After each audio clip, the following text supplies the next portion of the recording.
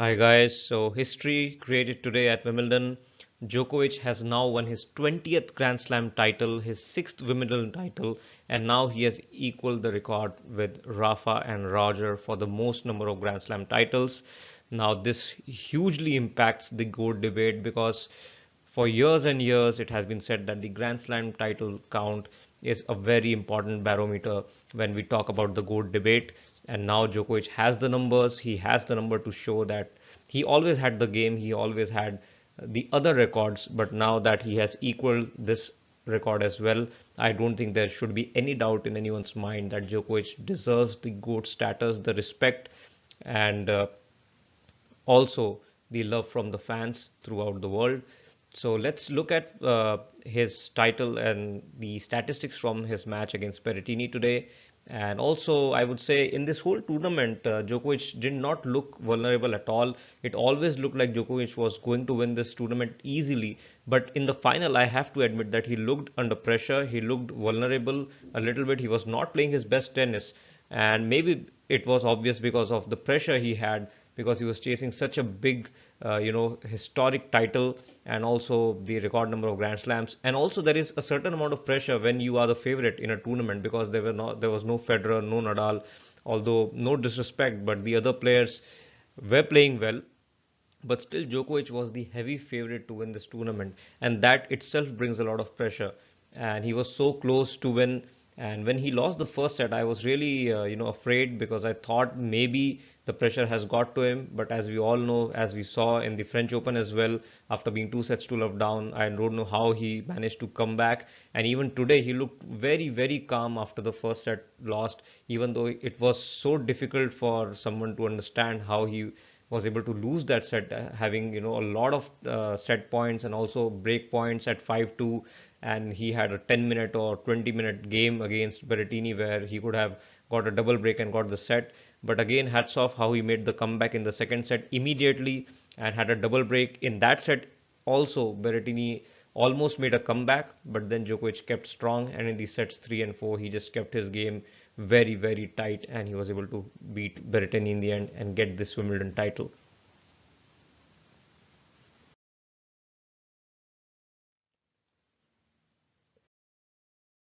So let's look at some of the important statistics. We will not go through all the statistics here, but the winners and unforced errors for both the players is on the positive side. So less winners for Djokovic at 31 and less unforced errors at 21. Berrettini hit 57 winners, but still he also made 48 unforced errors. So if you see the statistics, you will realize that it was a high quality match with both players playing well at opportune moments, and it was really who played well at certain moments, and that was the decisive factor in the match. And you could see the first serve percentage 61, which is a very, very healthy percentage given that the conditions, the finals, there was a lot of pressure. Anything above 60% is a good first serve percentage in a very important and tight match. And the most amazing thing that I noticed about Djokovic was his net points won. Now he went to the net 48 times in this match, more than Berrettini. And I think this was one area of the game where I thought that Djokovic was lagging behind between Federer and Nadal, but he has been making an effort to improve in that department as well. And it showed that he volleyed well, first of all. He was not afraid to come to the net in big points. And that always, amazes me because if you I really remember the match against Wawrinka. I think it was in 2014 at the Australian Open where it was match point and Djokovic missed a simple volley on the match point, and that cost him the whole match and maybe the whole tournament. But that was one point, and then right now I think he has really improved his volley game a lot, and he's not afraid to come to the net on big points. That I think has made a difference in this whole tournament. And I think Wimbledon always favors the big servers and the players who are able to come to the net and finish the volleys. So I think Djokovic has adapted to it, and it was really nice to see him come to the net so often. And you can see 71% success rate is a very, very good healthy percentage at the net for Djokovic. And then you see the second serve points one, I think 53% again is a very, very healthy percentage.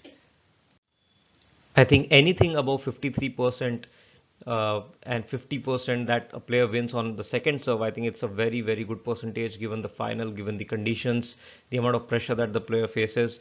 And I think Djokovic's game at the baseline is so good that even though I really feel that he was not playing his best tennis today, but I think still he made it a point to play well at the big moments, and that is why he emerged as victorious in this match.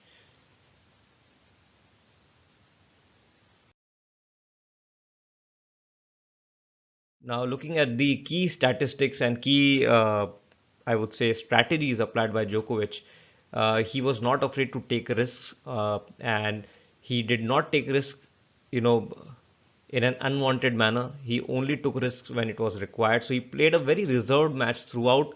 If you see the first three sets or four sets, he was not, willing to be more aggressive. He was trying to defend from the baseline. He was just trying to serve his way out in his service games, and then just try to beat down the opponent, just slice a lot. And he knew that Berrettini's forehand is his big weapon, so he was trying to stay away from that forehand as much as possible. He was playing the slices and just trying to play backhand cross-court rally so that Berrettini misses his backhand. And also he was applying a lot of low slice balls, so that we know that Berrettini is 6'5", and so he would face difficulties in getting lower to those balls. And I think that was a key strategy for Djokovic.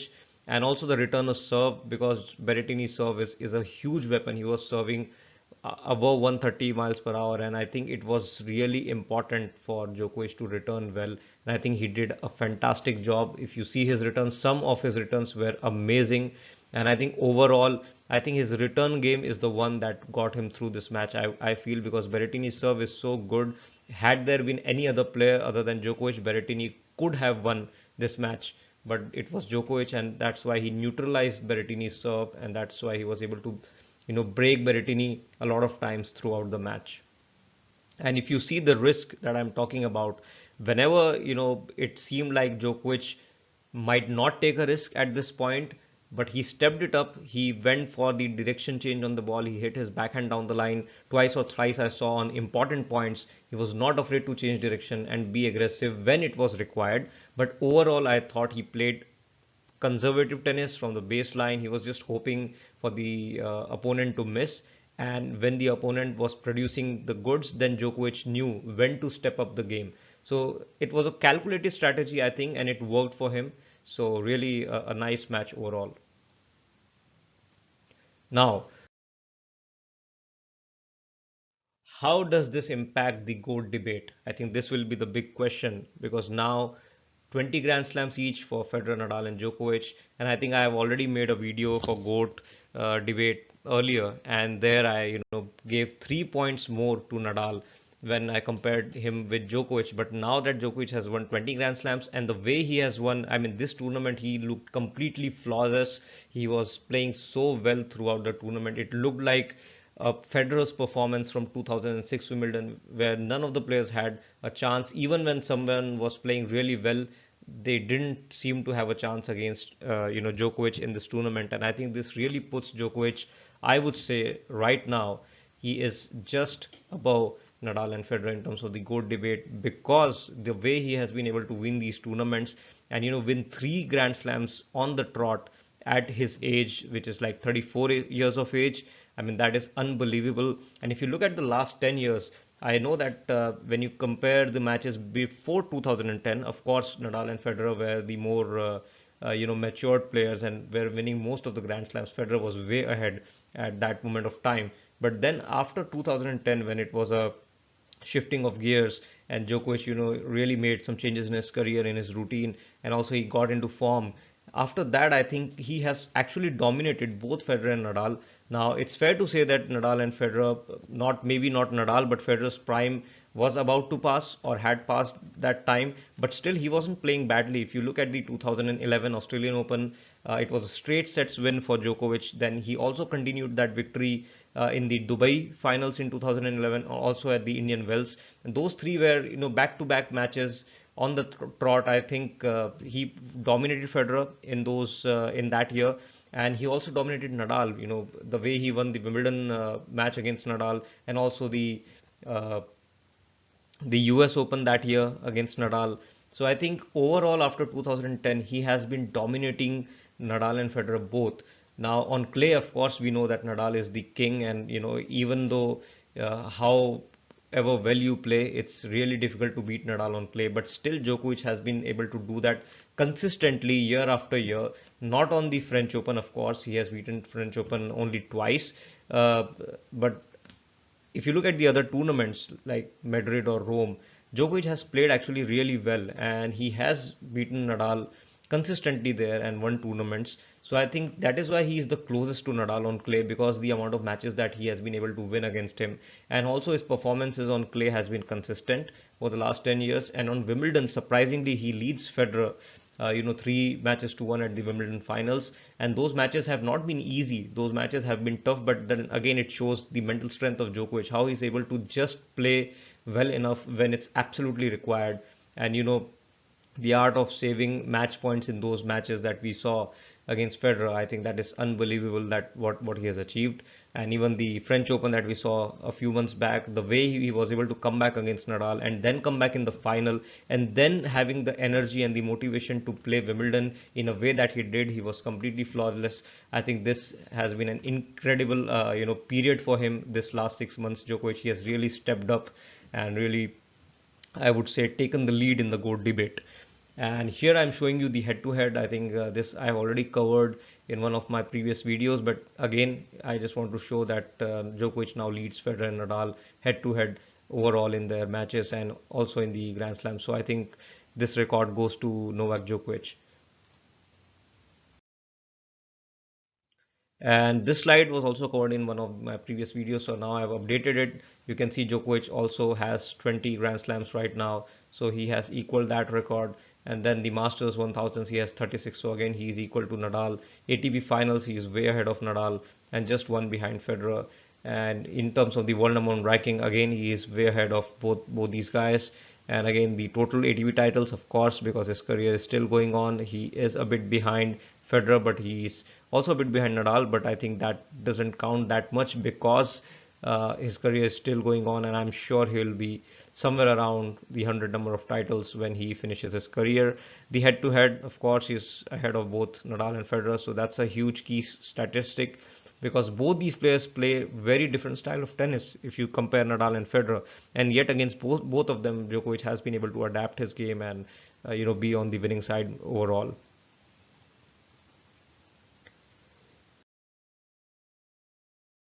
Now, this was the slide from my previous video where Nadal was leading Djokovic by 3 points. Now, I've revised this slide based on the previous performances, the recent performances from Djokovic, and now you can see that Djokovic actually leads Nadal and Federer both, and now has 475 points overall. And you can see the Grand Slam titles now 20 overall for all the three players. And I've also changed this record status, because I think someone correctly pointed out that I had given only 1 point for this stat, which is a huge stat. And the records, not only the number of Grand Slams and the Masters 1000 titles, but there are some hidden records that I discussed in my one of my videos, where Djokovic actually leads Federer and Nadal by far, because he has those like, for example, the player to win all the Masters 1000 titles. I think Djokovic has done that, but Federer and Nadal both haven't done that. And also the fact that winning each Grand Slam at least twice. Again, Djokovic has done that, but Federer and Nadal haven't done that. And winning all 4 Grand Slams at one time, maybe not in the calendar year, but overall, that also I think Djokovic has done, but not Federer and Nadal. So there are a few statistics that clearly point out that Djokovic has been the better overall, complete player throughout the circuit when we compare him to Federer and Nadal, and the dominance that he has displayed in 2011, 2015, 2016, and again he's displaying that this year. I think that's an amazing achievement.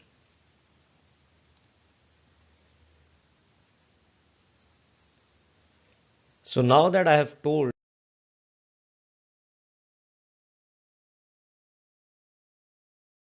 that Djokovic is probably the greatest player of all time, and he now leads against Nadal and Federer in terms of the GOAT debate, in my opinion, based on his recent performances, because I think those are unmatched.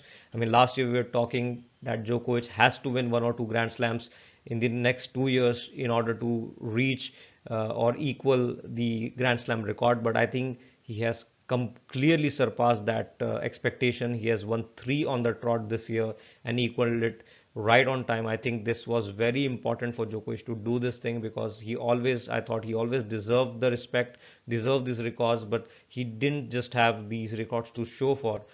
Everybody was talking that Djokovic is probably going to end up with more Grand Slam titles, but he was still behind, and he was at 17 and Federer and Nadal both were at 20. So 3 Grand Slams is a huge difference, but in the last 6 months he has been able to win 3 Grand Slams on the trot. I think this is almost like a dream for him and for all the fans as well of him, and also for the tennis fans in general, because now all these 3 legends of the game are tied at 20 Grand Slams, and I think it's really interesting. It will be really interesting to see the US Open and also next year, because now it's a very close race and anybody can end up with more Grand Slam titles. So I think this is a very, very good time for tennis fans and also for tennis neutrals. And the key factors that I think that now point in favor of Djokovic in terms of the GOAT debate, obviously the first one is that happened today, that he has now equaled the Grand Slam record for 20 Grand Slam titles. He leads head to head against both Federer and Nadal. He's closest to Nadal on clay. He leads Federer at Wimbledon, which is surprising. And now he's also tied at 36 Masters titles. So, and also he has won every Masters 1000 titles. And most important thing I would say is there is no weakness in his game. So everyone has their weaknesses, and even Nadal has a weakness in his game. Federer has a weakness in his game, but Djokovic, I think the amount of variety that he has in his game, and the levels that he has, even if he's not playing well, like today he was not playing very well.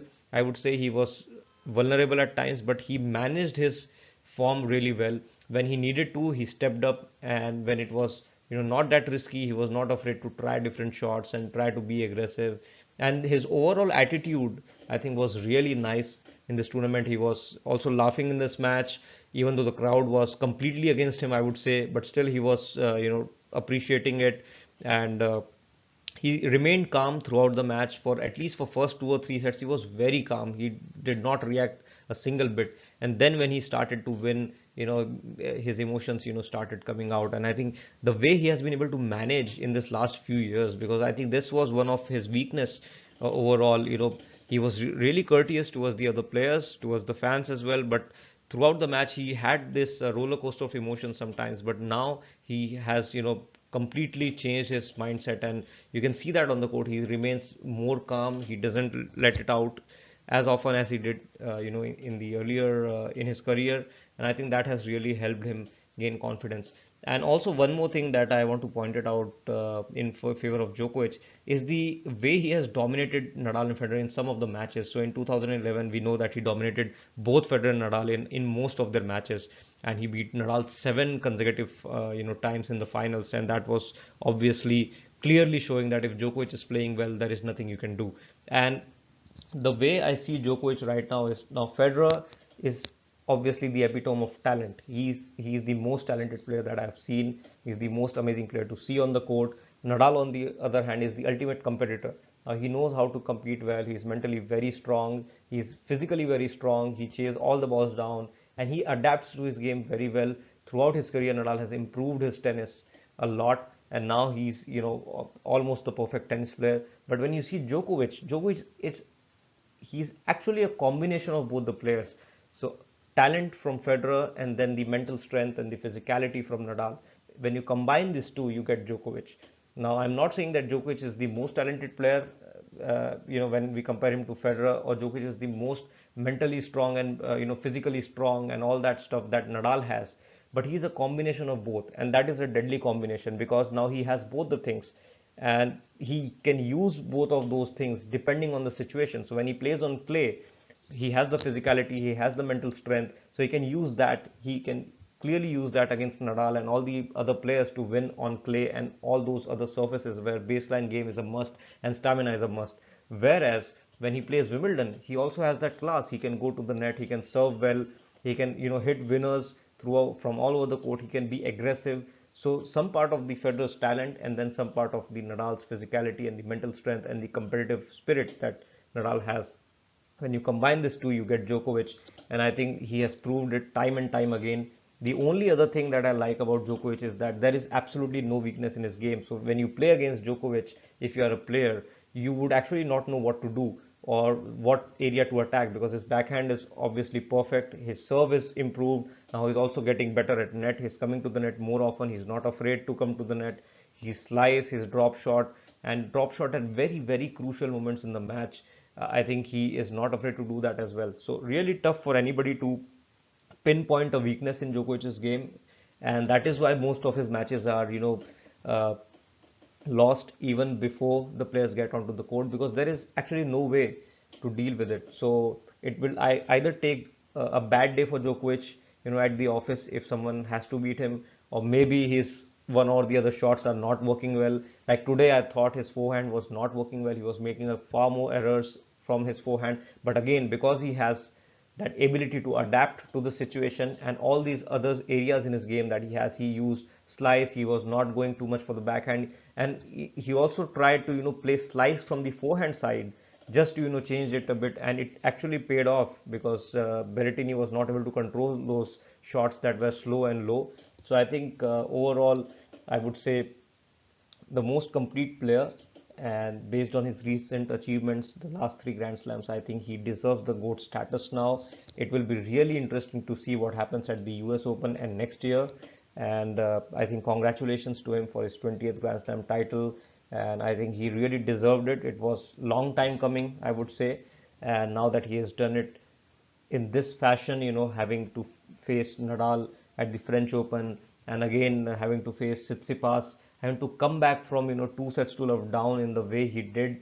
It was so easy for him to lose any of those matches, but he displayed his mental strength, and even today, after being 5-2 up in the first set, and getting a chance to go double break and finish the set right there, the way Berrettini came back, and because of his huge serve, it was so easy for Djokovic to have a lapse in his concentration and give the first set and also the match. But he came back after the first set that lasted more than 1 hour, and then Djokovic completely was, from the beginning of the second set, Djokovic was completely in form, and he was completely careful with his shots, more restricted, made very few unforced errors. I think he made three unforced errors in the second set, even though he was not hitting a lot of winners, but he knew how to manage it, and that obviously is a very good, way, a very good tactical change that was required in this match, and it really helped him to win the match and this tournament.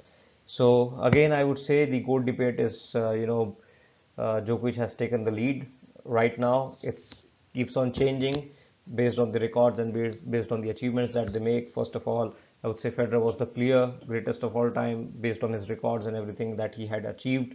But then after 2010, I think Nadal started winning more and more Grand Slams, and sooner or later he was, going to catch Federer. Last year he did catch Federer, and then there were talks like Djokovic, maybe he's not in form after 2017 after his injury comeback, what will happen? But then we saw that in 2018, the Wimbledon semi-final against Nadal, that was a turning point, and even the tournament before that where he lost to Cecchinato, but I think he played a great match there. And I think those were the turning point for Djokovic, because after that he again came back in his stride, and he started winning more Grand Slams, more tournaments, and right now I think Djokovic is again in a very, very prime form.